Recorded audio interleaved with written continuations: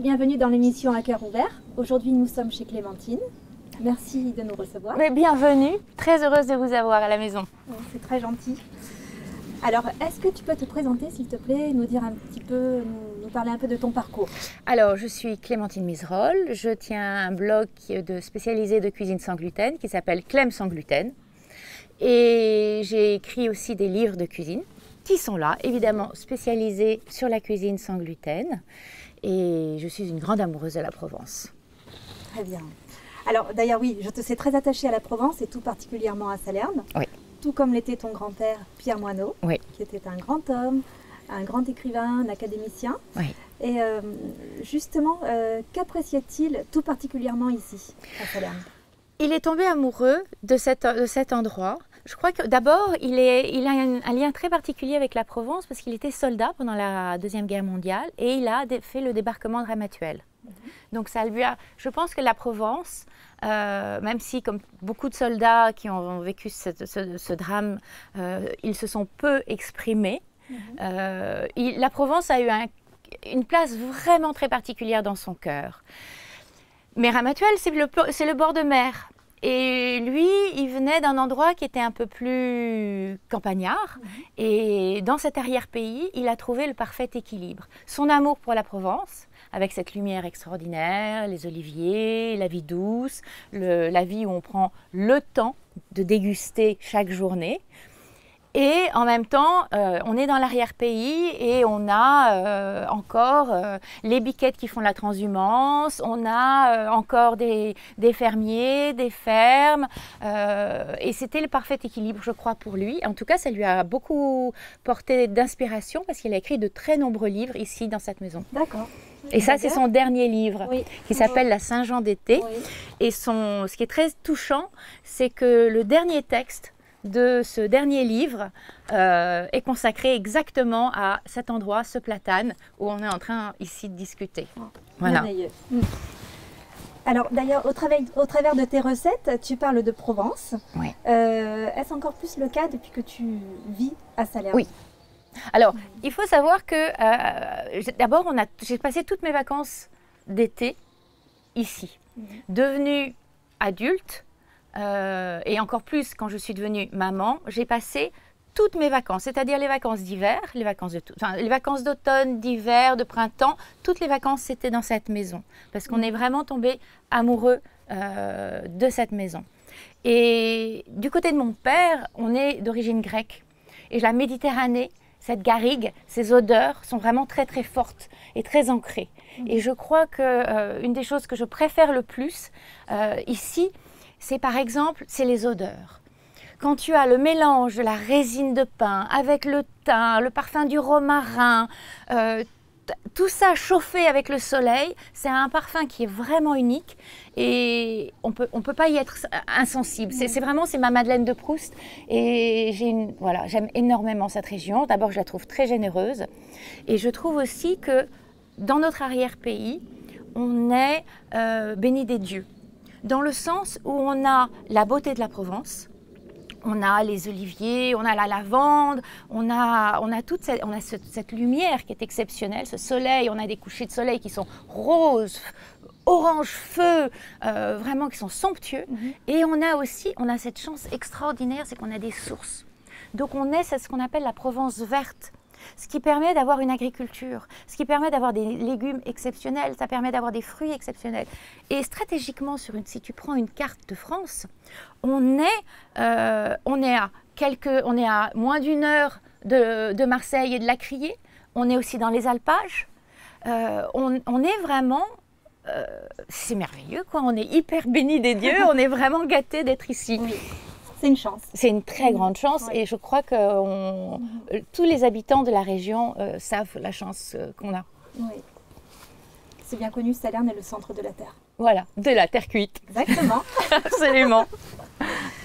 Alors, donc voilà, tu nous en as parlé, c'est un grand privilège d'avoir ces bons légumes, ces bons fruits. Oui.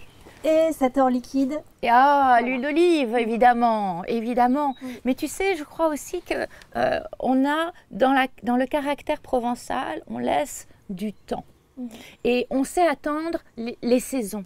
Et on sait que la tomate, on ne va pas la manger en mai. On sait que la tomate, on va l'attendre et on va la déguster quand elle sera mûre et qu'elle sera chauffée au soleil. Et ça, c'est pour tous les fruits, tous les légumes. Là, l'automne arrive, on a les courges qui commencent. On sait attendre.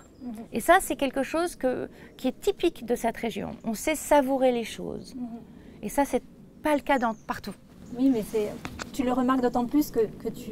Parce que j'ai vécu en grande ville et j'ai vu ce rythme effréné où on a des tomates en plein hiver, enfin n'importe quoi. Oui.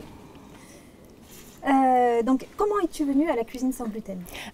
Alors, je suis venue à la cuisine sans gluten parce que je souffre de ce qu'on appelle la maladie cœliaque, qui est connue sous le nom français aussi d'intolérance au gluten. C'est la même chose. Maintenant, on parle plus de maladie cœliaque. C'était le terme vraiment médical et ça commence à se développer un petit peu. C'est une maladie qui est auto-immune et qui fait que je n'ai pas le gène pour digérer la protéine de gluten. Le gluten, c'est une protéine. Et le gluten actuel a énormément évolué. Au départ, le gluten, alors déjà rien que dans le mot, c'est glu. Voilà, alors le glu, ça colle. Voilà, et le gluten, c'est cette protéine qui permet au blé de gonfler, d'être souple, de lever incroyablement, etc. Moi, je ne la digère pas, cette protéine. Je n'ai pas le gène. Bon, c'est comme ça, c'est héréditaire. Et il s'est avéré qu'il n'y a pas de médicament pour cette maladie.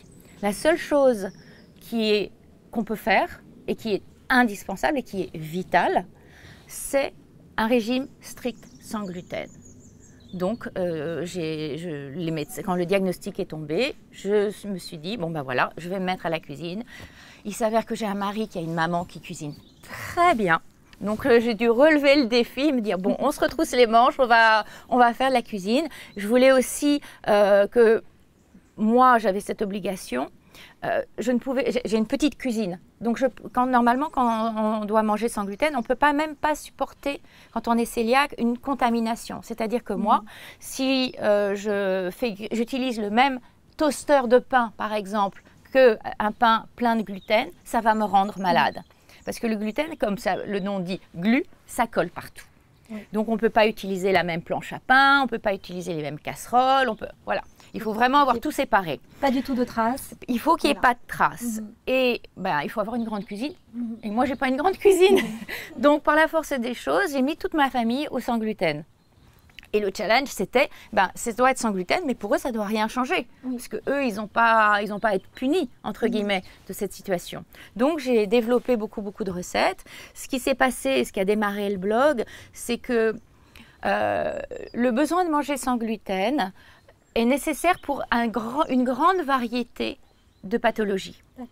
Tu peux avoir évidemment la maladie cœliaque, mais tu as aussi... La maladie cœliaque, ça correspond à 1% de la population en France. Donc on n'est pas très nombreux, on est quand même un peu nombreux, parce qu'on est quand même en France 67 millions, je crois. Donc ça fait quand même pas mal de monde, mais ça ne touche qu'1%. Par contre, ce qui est beaucoup plus courant, et tout aussi douloureux, et tout aussi problématique, c'est ce qu'on appelle l'hypersensibilité au gluten. Le gluten depuis le blé de nos ancêtres, de nos grands-parents, avait un certain nombre de chromosomes, je crois que c'était 14, et maintenant on en est à 42. Évidemment, nous on n'a pas muté aussi vite. Donc énormément de personnes ne le digèrent pas, ou en tout cas le digèrent mal. Et ça peut provoquer des véritables handicaps. Donc ça, c'est l'hypersensibilité au gluten. Et on pourra peut-être y revenir. C'est pas la maladie cœliaque, c'est-à-dire que ça ne va pas déclencher les symptômes d'une maladie auto-immune, qui est comme moi, et qui peut aller qui va d'énormes symptômes, qui sont les maux de ventre, qui sont des problèmes de peau, qui sont aussi également... moi, j'ai été jusqu'au cancer. Ça, c'est grave. Alors, c'est assez rare. Il faut rassurer les gens, c'est assez rare. Mais ça existe. Donc, c'était le gluten à la base? À la base, n'étant pas diagnostiqué, ma paroi intestinale, à chaque fois que je mangeais du gluten, j'étais malade.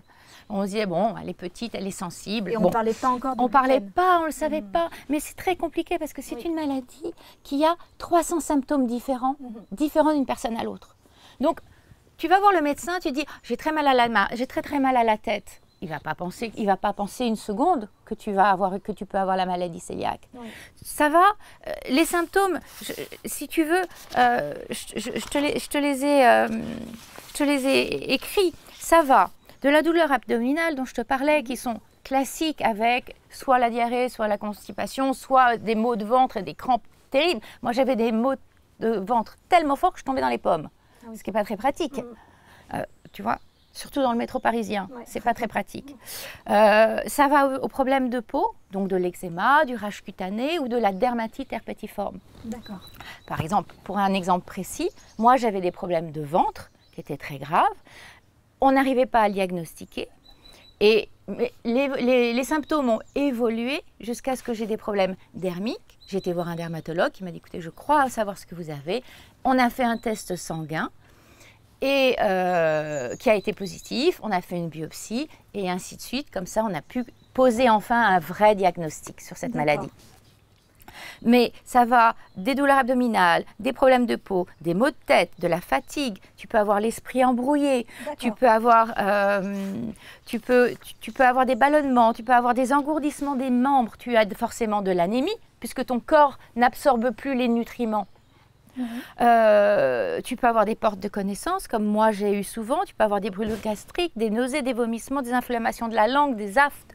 Moi, je me suis retrouvée avec des aftes où je ne pouvais même plus lire l'histoire du soir à mon fils. Mais là, c'était vraiment de nombreux aftes alors. Mais c'était, tu as la bouche complètement enflammée. D'accord. Et c'est grâce à ça, parce que les symptômes avaient varié, que la dermatologue m'a fait faire tout un processus et on a pu poser le bon diagnostic. Mais j'avais 30 ans quand le diagnostic a été passé. Alors, à la décharge des médecins, comme j'ai eu un cancer très jeune et que ça évidemment, les radiothérapies, les chimiothérapies, on m'a enlevé un bout des intestins. Les médecins me disaient, écoutez, c'est normal, vous avez survécu, il y a déjà quelque chose d'incroyable, ne vous plaignez pas. Alors je repartais penaude en disant, bon, ok, d'accord, je repars avec mes passe-fonds, puis je vais attendre que ça passe. Or, il y avait une maladie. Oui. Et ce qu'il faut vraiment savoir, c'est que c'est très compliqué. Parce que les gens ont une errance médicale qui est très très longue. C'est une des choses les plus douloureuses pour les personnes parce qu'on considère que pour poser le bon diagnostic, ça c'est une agence très sérieuse. C'est une étude très sérieuse de Havas qui a été faite en 2019 sur justement les problèmes du sans gluten en France. C'est ressorti qu'il faut entre 6 et 10 ans pour poser le bon diagnostic. D'accord. Tu te rends compte ce que c'est que l'errance médicale pour les malades ? Alors, raison de plus de faire donc, des examens et notamment commencer par une prise de sang. Alors, la chose la plus importante, quand on a un doute et qu'on se dit « j'ai un problème avec le gluten », c'est de surtout ne pas arrêter le gluten. Parce qu'à un moment, il faut faire une prise de sang. Et si tu arrêtes le gluten, la prise de sang, le résultat est faussé. Si le résultat est positif, tu fais une biopsie gastro sous anesthésie générale avec une biopsie classique. Et là, les médecins peuvent effectivement analyser et poser le diagnostic. Et ensuite, tu es suivi par un gastro. Parce que c'est une maladie qui est grave, qui peut aller jusqu'au cancer quand ce n'est pas diagnostiqué. Donc, il faut vraiment un suivi particulier. Encore une fois, la maladie cœliaque ne touche qu'1% de la population. Pour les autres, la prise de sang va ressortir négatif. Ça veut juste rassurer en disant c'est une intolérance, c'est une hypersensibilité, mais ma vie n'est pas en jeu. Par contre, il faut que je travaille sur un régime sans gluten parce que je vais arrêter tous mes symptômes. Les symptômes sont les mêmes. C'est ça qui est hyper traître. Oui. Donc, il est conseillé de faire parfois des pauses dans son alimentation, même pour une personne qui... C'est-à-dire que le gluten, je ne veux pas le diaboliser, mais le gluten actuel, qui est devenu si indigeste, est très difficile. Devient compliqué pour les personnes à digérer. Et effectivement, c'est surtout un inflammatoire. D'accord. Alors, toutes les maladies auto-immunes, maintenant, les médecins le prescrivent le régime sans gluten en disant si vous avez une thyroïdite de Hashimoto, si vous avez de la polyarthrite, si vous avez un Parkinson, si vous avez une maladie de Crohn, si vous avez toutes ces maladies auto-immunes qui souffrent d'inflammation, bénéficient grandement de suivre un régime sans gluten. Mais ça touche aussi la trisomie 21, ça touche aussi l'autisme, ça touche aussi l'hyperactivité qui bénéficie, puisque le gluten est un inflammatoire, de poser déjà, d'empêcher le corps qui est déjà surstimulé et de l'apaiser. D'accord. Voilà. Ça ne changera pas, ça ne guérira pas la maladie, mais ça permet d'apaiser. Et c'est ça qui est important. Oui. Donc oui, il y a de nombreuses autres pathologies donc associées à la consommation de gluten. Oui. Est-ce que tu peux nous dire quelles sont les céréales qui ont du gluten? Alors, je vais être très précise parce que je ne veux pas que les médecins me tombent dessus. Mais, donc, le gluten, c'est 2 protéines. La glutémine et la prolamine. Et elles sont présentes dans le seigle, le blé, l'orge, le triticale, l'épeautre et le camute qui est l'ancêtre, qui est un blé ancien et qui est l'ancêtre de ce que nous on appelle ici en Provence et qui est récolté, le petit épeautre. D'accord. Le petit épeautre, c'est la céréale qui contient du gluten, mais qui contient le plus petit taux de gluten.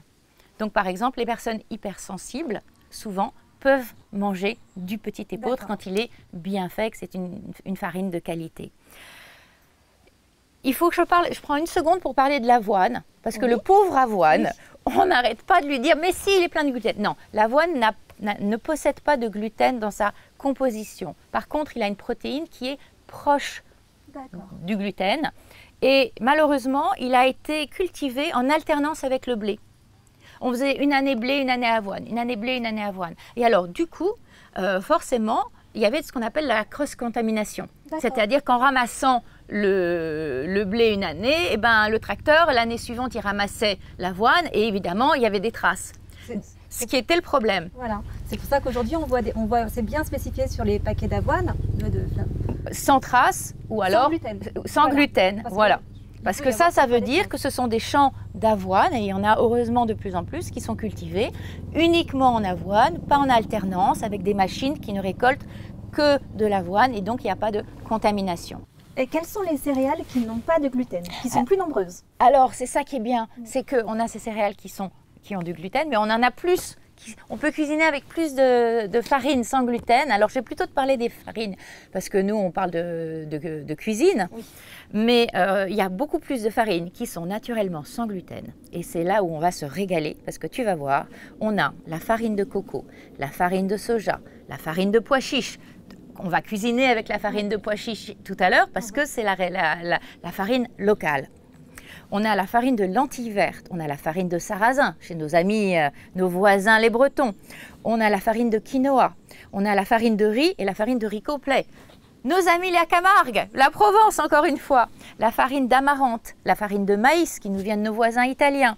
On a la farine de millet et on a aussi la farine de patate douce, la farine de banane verte qui nous vient de nos îles.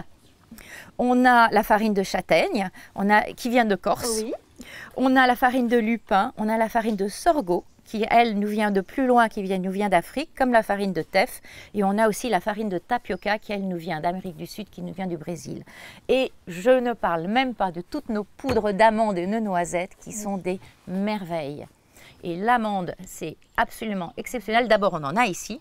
Et ensuite, alors, c'est pas une céréale, c'est un fruit sec. Mais c'est un fruit sec et qui est très intéressant à cuisiner quand on cuisine sans gluten parce qu'elle a ce pouvoir de satiété. Et quand on cuisine et quand on a un régime et qu'on suit un régime qui est sans gluten, forcément, comme on n'a pas de glu, on digère plus légèrement, plus facilement. C'est le principe. Du coup, on a peut-être un peu plus souvent faim. Si tu prends ton petit déjeuner à 7h ou 6h30 ou 7h du matin, vers 11h, tu vas avoir un petit creux. Et ce n'est pas encore tout à fait l'heure du déjeuner. Et là, une poignée d'amandes et c'est de la satiété. Ou alors, si tu veux pas, tu cuisines au petit déjeuner, tu peux mettre dans par exemple, tu peux faire des petits muffins ou de petits déjeuners et tu mets un peu de poudre d'amande et ça va te permettre de tenir jusqu'au déjeuner. C'est vraiment, en plus, elle a une huile naturelle qui permet, quand tu cuisines, tu fais un gâteau, de diminuer la matière grasse. Donc vraiment, l'amande, encore une fois, on est béni des dieux parce qu'on en a ici et c'est absolument, mais c'est un produit miracle. C'est pas étonnant qu'on en ait. Tu sais qu'on a trouvé des amandes sèches dans les petites bourses en cuir qu'avaient les soldats romains. Ah oui. Ouais. C'est beau, hein? Oui. Merveilleux. Donc on a parlé des bénéfices d'une cuisine sans gluten. Oui. Peut-être que tu as quelque chose à ajouter? Même Écoute, pour les personnes ce que je dirais, c'est qu'il ne faut pas être impressionné. Parce que souvent les gens se disent « Oh là là, la cuisine sans gluten, c'est compliqué, il faut beaucoup d'ingrédients, et puis ça ne va pas être bon. » C'est pas vrai. Peut-être. C'est très bon. Oui. C'est pas du tout compliqué. Oui. C'est juste qu'au lieu de cuisiner avec une farine, on va jouer avec les saveurs. Mais c'est merveilleux. Plein de farine. Parce qu'on a plein de farine et du coup on va... regarde, égoutte de la farine de sarrasin avec du chocolat noir. C'est merveilleux parce que la farine de sarrasin, elle a un petit goût de noisette.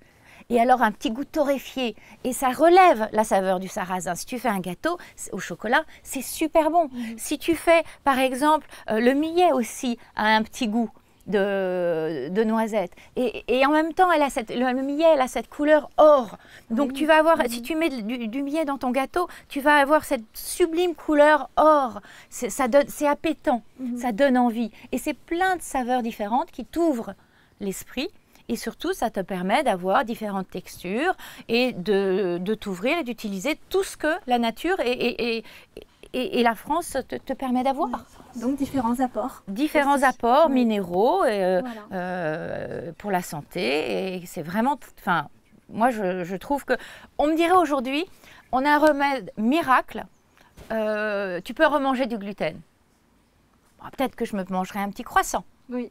Mais je ne reviendrai pas à la cuisine traditionnelle. Parce que maintenant, j'aime jouer avec les farines, j'aime jouer avec les saveurs, les textures. Et non, je crois que je ne reviendrai pas en arrière. Et selon toi, pourquoi le régime sans gluten est devenu à la mode? Oh, alors, ça n'est plus à la mode. Ça a été un petit peu à la mode parce que tout d'un coup, quelques stars américaines ont décidé que, tiens, on allait manger sans gluten. C'était healthy, voilà. La pie est d'accord. Ça, c'est plus le cas maintenant. Ça a été un moment dans les années, il y a eu quelques années où c'était un petit peu à la mode. Maintenant, les personnes qui mangent sans gluten, parce que c'est quand même une contrainte, et puis il faut le dire, ça a un coût. Malheureusement, les produits... alors, les produits industriels sont plus chers que... les produits industriels sans gluten sont plus chers que les produits pleins de gluten. On va parler comme ça. Oui. Parce qu'il faut rajouter des additifs, parce que ce sont des produits industriels. Alors là, je vais me faire taper les doigts, je sens. Et les gens ont l'habitude de certaines textures. Et donc, il va falloir que les industriels recréent ces textures et donc vont ajouter beaucoup d'adjuvants. Oui. Bon, le problème de la cuisine industrielle, c'est qu'elle a beaucoup de gluten, naturellement. Parce que le gluten, ça conserve, ça donne de l'épaisseur, c'est un liant. Et on en trouve dans beaucoup de choses. C'est-à-dire qu'en plus, ça aide un peu à la conservation, ça aide à garder une bonne texture. Donc, tu en as dans énormément de choses. Tu en as dans la charcuterie, tu en as dans des choses qu'on ne soupçonnerait pas. Ah ben non, tu ne soupçonnes pas que tu as du gluten dans ton dentifrice, ton shampoing ou même un sorbet. Tu te dis, je vais chercher un sorbet. Tu vas au supermarché. Tu regardes la composition, tu vois qu'il y a du gluten. Tu te dis, pourquoi un sorbet, c'est du fruit et de l'eau?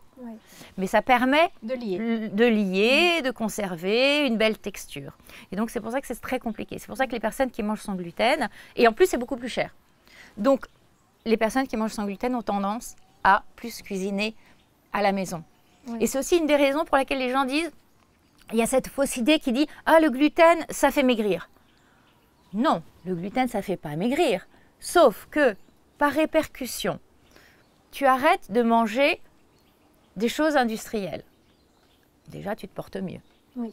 Et puis, tu arrêtes de manger du pain à tous les repas, des pâtes, des pizzas et toutes ces choses qui, en général, on ne fait pas maison, qu'on a tendance à acheter. Et c'est ça le problème. En fait, si tu cuisines sans gluten et que tu cuisines maison, bah, c'est... Tu as une alimentation plus saine. Tu as une alimentation plus saine. Et surtout, tu te concentres sur les choses qui sont meilleures pour ta santé. Ouais. Parce que les légumes, il n'y a pas de gluten. Les fruits, il n'y a pas de gluten. Le poisson, il n'y a pas de gluten. La viande, il n'y a pas de gluten. On en a rajouté partout parce qu'on a vécu une période d'industrialisation, mais naturellement, on n'a pas beaucoup de gluten. On n'a pas de gluten.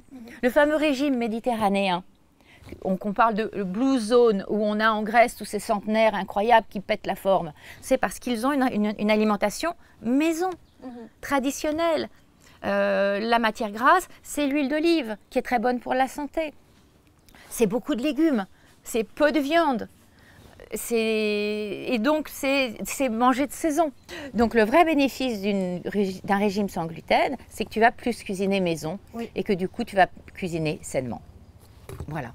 Tu vas juste perdre un peu plus de temps au supermarché à regarder toutes les étiquettes. Ça, c'est sûr. Mais en fait, tu vas peut-être même aller moins au supermarché. Tu vas aller chercher tes fruits, tes légumes, peut-être dans une AMAP ou chez le fermier du coin. Tu vas manger moins de viande, donc du coup tu vas te dire bon bah je vais peut-être la prendre de meilleure qualité puisque je vais en manger moins. Et tu vas découvrir la cuisine. Tu vas découvrir la cuisine et tu vas découvrir aussi tout ce que tu peux faire avec, par exemple le riz. Nous on a la chance, on est à côté de la Camargue. On a un riz, le riz de Camargue, il est merveilleux, il est local. Et tu peux faire avec cet ingrédient de la farine de riz, mais tu peux aussi bien faire des desserts que faire des choses salées. Donc c'est assez merveilleux quand même. Tu as vraiment un grand choix. Alors tu as eu la gentillesse. Donc là, d'abord, on va peut-être présenter les livres que j'écris, bien sûr. Alors, ça c'est le tout premier livre que j'ai écrit, qui s'appelle « Une année de cuisine familiale sans gluten ». Ça, c'est quand peu de temps après avoir été diagnostiquée, où j'ai commencé mon blog. J'ai commencé mon blog parce que, donc, ce que je te racontais tout à l'heure, moi, je devais cuisiner sans gluten. Il s'est avéré qu'à cette époque, mon fils était en maternelle et que toutes les semaines, il fallait faire des gâteaux. Moi, évidemment, je pouvais faire que des gâteaux sans gluten. Ça s'est un petit peu répandu et j'ai des mamans qui m'ont dit oh, « Mon fils est autiste, est-ce que tu peux me passer 2-3 recettes ?» Bon, bien sûr. Mon fils a une trisomie, est-ce que tu peux me passer 2-3 recettes? Bien sûr. Et j'ai ainsi distribué mes recettes. À un moment, mon mari m'a dit « Arrête de faire des photocopies. À toi seul, tu vas déforester l'Amazonie. Mais ça sur le net, ça sera disponible pour tout le monde. » Et le blog est né de ça. D'accord. Ensuite, donc, le blog Clem sans gluten. Le blog Clem sans gluten, qui n'a pas de pub, qui est gratuit et tout est à disposition. Le but, c'est que quelqu'un qui vient d'avoir un diagnostic puisse nourrir sa famille, son enfant, avec des choses. Moi, je propose, je vais pas, sur mon blog, vous ne trouverez pas mon poulet au citron. On est en France, on a les plus grands chefs du monde. Ça ne m'intéresse pas de vous proposer des choses que des gens dont c'est vraiment le métier et qui sont exceptionnels font ça bien mieux que moi. Moi, ma pertinence, c'est de proposer des choses qui ont normalement du gluten en version sans gluten. Là, tu as des navettes. Mes navettes, elles sont aussi parfumées que des navettes classiques, mais elles sont sans gluten. Sur le blog, tu trouveras des cakes, des brownies, des clafoutis, des tartes, des quiches, du salé, du sucré, sans gluten. Et ce sont des recettes qui, normalement, sont faites avec du gluten. Et moi, j'en propose une version sans gluten, de façon à ce que tu reçois quelqu'un où ton fils vient d'être diagnostiqué sans gluten. Comment tu fais? C'est un peu la panique? Eh bien non. Il aura un gâteau d'anniversaire comme les copains. Et il pourra apporter des biscuits et des cookies à la kermesse de l'école comme les copains. Ça permet de vivre comme les autres, juste différemment. Et en étant on ne mange pas sans, on mange différemment. Oui. Et je trouve que c'est une très jolie formule. Tout à fait. Ce premier bouquin, je l'ai fait parce que il y a toute une partie justement, c'était le premier bouquin, c'était vraiment le guide que moi j'aurais voulu avoir quand mon diagnostic a été posé, avec toutes les choses qui sont une première partie qui est toutes les choses importantes, ce que c'est que la maladie, tous les symptômes, toutes les autres maladies auto-inflammatoires qui ont bénéficié du régime sans gluten, et surtout quand tu as comment tu fais dans une maison, comment tu t'organises. Oui. Imagine, tu as un enfant petit, il ne sait pas lire. Tu as des enfants qui peuvent manger du gluten et tu as un enfant qui ne peut pas en manger. Comment tu organises ta cuisine? Tu as un problème de contamination. Et oui, bien sûr. Donc, il faut savoir que tu dois organiser tous les ingrédients qui sont sans gluten, tu dois les mettre en hauteur. Parce que si jamais tu mets l'inverse, tu risques une contamination. Ton enfant, il ne sait pas lire. Il rentre du goûter à l'école où il est avec une nounou, une jeune fille au père qui ne va pas forcément faire. Comment tu t'organises? Eh ben, tu prends des scotch. C'est une maman qui m'a donné ce truc, une amie. Tu prends des scotch. Tu achètes un scotch rouge, tu achètes un scotch vert. Et sur tout le pack, tout ce que l'enfant peut manger, tu mets un scotch vert. Ça lui apprend l'autonomie, ça lui apprend de ne pas se mettre en risque. Et à la grand-mère qui vient de dépanner parce que la babysitter n'est pas là, bah, elle aussi, elle est en panique. Tu n'as plus de problème. Et ce livre, il est plein d'astuces comme ça. Et il y a aussi des recettes. Super. Voilà, et c'est tout, et la façon dont on peut utiliser les différentes farines et les qualités des différentes farines, parce qu'elles ont toutes, comme elles sont différentes, elles sont plutôt riches en protéines, en minéraux, et voilà, il y a tout un chapitre là-dessus. Et ça, c'est les derniers livres qui sont vraiment ce qu'on appelle des vrais livres de cuisine, avec de très jolies photos et donc sucré-salé. Sucré-salé, voilà. Et avec ça, on peut... et surtout, ce qui était intéressant, ce qui me tenait très à cœur, c'était que ça ne soit pas cher. Petite question, est-ce que tu cuisinais avant de te mettre en cuisine par la force des choses? Alors, j'ai commencé, oui, comme je te disais tout à l'heure, j'ai une belle-mère qui est très bonne cuisinière. Une des premières choses que j'ai fait quand j'ai rencontré mon mari, c'est d'acheter un bouquin de cuisine parce que je cuisinais pas du tout. Et ensuite, me suis transformée, j'ai juste changé mes ingrédients et j'avais vraiment la volonté que... Pour mon fils, ça c'est une maladie héréditaire, donc on est très vigilant pour mon fils, que mon fils puisse manger comme les copains. Et donc il fallait, donc là j'ai beaucoup cuisiné, j'ai fait des ratés, et puis ce qui est bien avec un enfant, c'est que quand tu fais la cuisine, les enfants ne sont pas du tout diplomates. C'est-à-dire que quand ça ne leur plaît pas, et quand ça leur plaît, ah c'est bon, c'est bon, c'est bon. Et très souvent, c'était vraiment, le challenge, c'était qu'on avait très souvent les copains qui venaient goûter à la maison.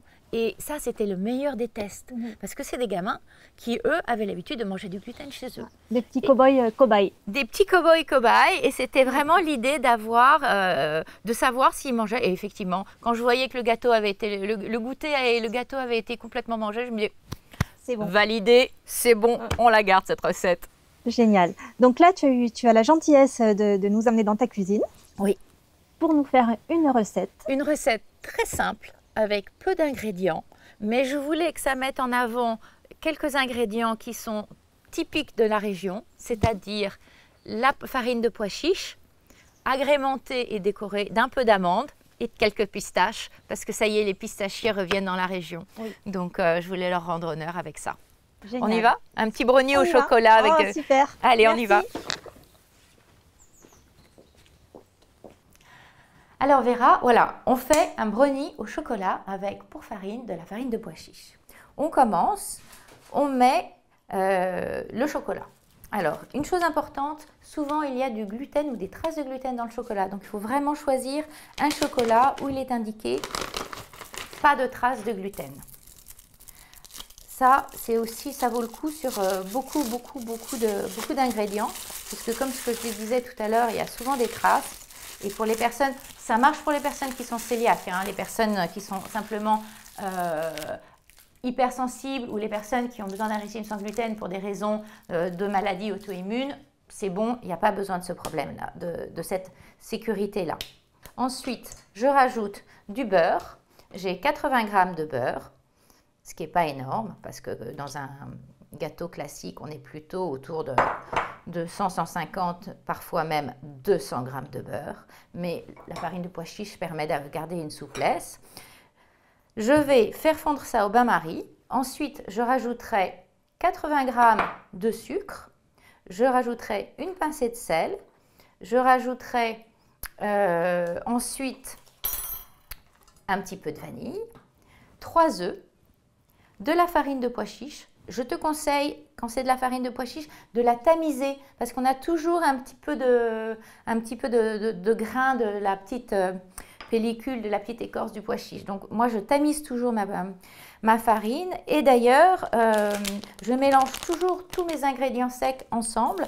Là, tu vois, c'est simplement de la poudre à lever, pareil, qui a un petit logo qui certifie que cette poudre à lever est bien sans trace de gluten. Et j'en rajoute tout de suite une cuillère, c'est une petite cuillère, hein, une cuillère à café. Voilà, et mes ingrédients secs sont mélangés ensemble. Ça va servir de base pour le brownie. Ensuite, je vais concasser des amandes qui sont déjà prêtes. Et ensuite, je vais en garder la moitié pour l'intérieur du brownie, l'autre moitié pour la décoration du gâteau. Et je rajouterai un petit peu de pistache. Absolument une merveille. Allez hop, on va déguster. Et voilà, voilà, voilà. Oh, tu vois, oui. Un brownie avec de la farine de pois chiche, des amandes et des pistaches. Oh, génial. Vas-y, coupe. Je te laisse.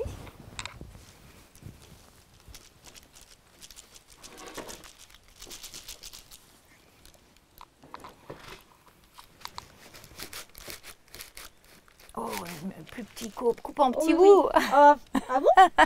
J'allais me faire une... Oh là là, gourmande. Marc, je te comprends. Allez, je fais des plus petits morceaux.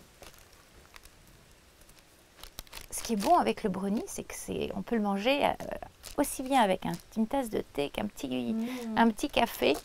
C'est pas mal. Dis-moi ce que tu en penses. D'accord. Que du bien.